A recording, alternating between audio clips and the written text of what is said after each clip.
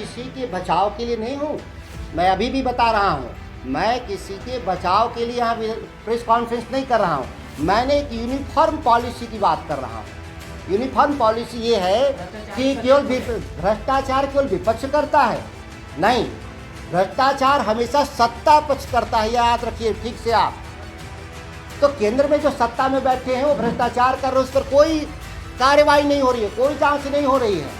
केवल उन पर कार्रवाई हो रही है जो दिल्ली के खिलाफ लोग हैं, जो उनके विपक्ष में लोग हैं, उन पर यह कार्रवाई हो रही है, एक पक्षीय कार्रवाई हो रही है, इसकी मैं बात कर रहा हूँ। इसीलिए आम सहमति वापस होना चाहिए। मैंने कहा कि जो सत्ता में आ जाते हैं, जो विपक्ष में थे, वो चाहते हैं कि जेपीसी बने। जो सत्ता में आ जाए, वही दल अगर सत्ता में आ जाता है तो कहता है जेपीसी नहीं बनेगा। यह तो मैं आरोप सभी राजनीतिक दलों पर मैं लगाया हूँ। इसीलिए विधायिका के भीतर बहस होना चाहिए, रिकॉर्डेड बहस होना चाहिए कि किसका क्या ओपिनियन है। कल जाके मुकर न जाए। मान लीजिए मैं आज विपक्ष में हूँ और मैं कह रहा हूँ कि ईडी और सीबीआई का अधिकार जब्त हो जाए। किसी के बचाव के लिए नहीं हूँ। मैं अभी भी बता रहा हूँ, मैं किसी के बचाव के लिए यहाँ प्रेस कॉन्फ्रेंस नहीं कर रहा हूँ। मैंने एक यूनिफॉर्म पॉलिसी की बात कर रहा हूँ। यूनिफॉर्म पॉलिसी ये है कि केवल भ्रष्टाचार केवल विपक्ष करता है, नहीं, भ्रष्टाचार हमेशा सत्ता पक्ष करता है, याद रखिए ठीक से आप। तो केंद्र में जो सत्ता में बैठे हैं वो भ्रष्टाचार कर रहे हैं, उस पर कोई कार्रवाई नहीं हो रही है, कोई जांच नहीं हो रही है।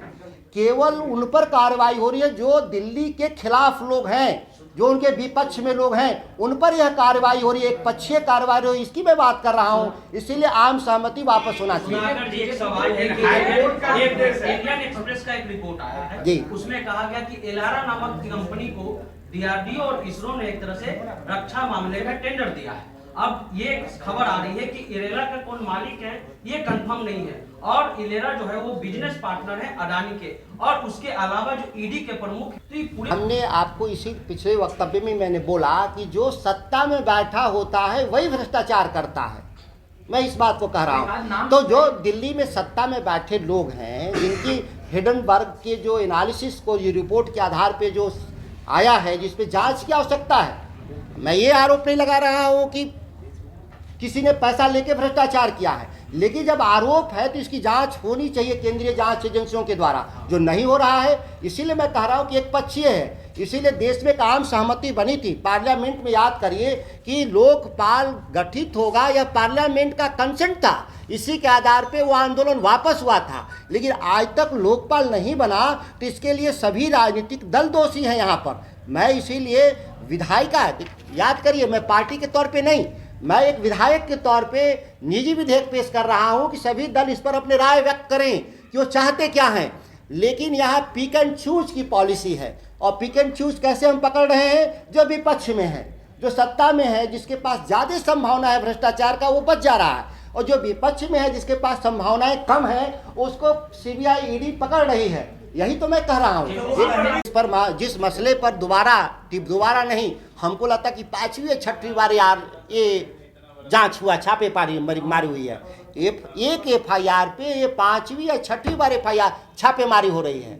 तो भाई एक ही एफआईआर पे 6 बार जांच होगा, वो तो उनका सेट पैटर्न है। देखिए, मैं कानून की बात कर लें हम लोग ना, उनकी मर्जी से नहीं चलेगा ना, किसी की मर्जी, मेरे मर्जी से भी नहीं चलेगा, लेकिन सीबीआई और जांच एजेंसियों की भी मर्जी से नहीं चलेगा।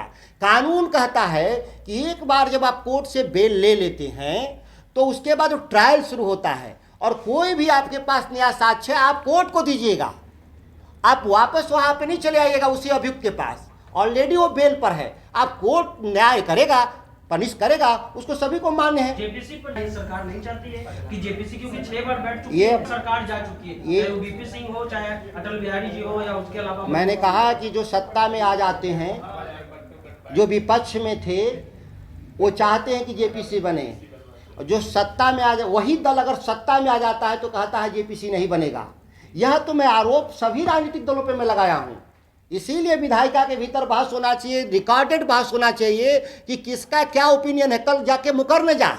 मान लीजिए मैं आज विपक्ष में हूँ और मैं कह रहा हूँ कि ईडी और सीबीआई का अधिकार जब्त हो जाएं, और कल के दिन जनता हम ही को सरकार बनाने का अवसर दे दे, और कल हम उसी का दुरुपयोग कर दें।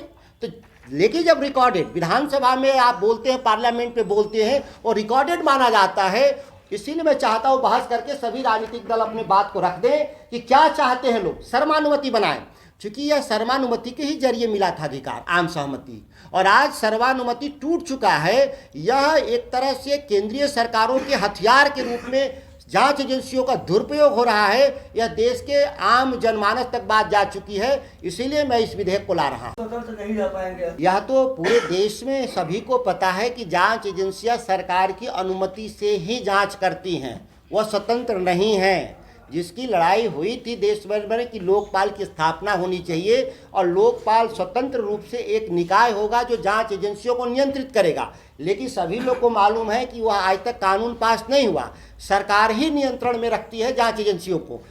केंद्रीय जांच एजेंसियां जो केंद्र की सरकार में अधीन है और राज्यों की जांच एजेंसियां राज्य सरकारों के अधीन है। यह तो बात सर्वविदित तथ्य है। क्या इस बात का समर्थन करेगी या नहीं? मैं जहाँ तक जानता हूँ इस मामले में कि आपने कहा, इसीलिए मैंने अपने पिछले वक्तव्य में मैंने कहा कि 6 महीना पहले केसीआर आए थे, तेलंगाना के मुख्यमंत्री और बिहार के माननीय मुख्यमंत्री जी का दोनों का संयुक्त वक्तव्य है कि हमारी आम सहमति जो दिए हैं वो आम सहमति वापस लेना।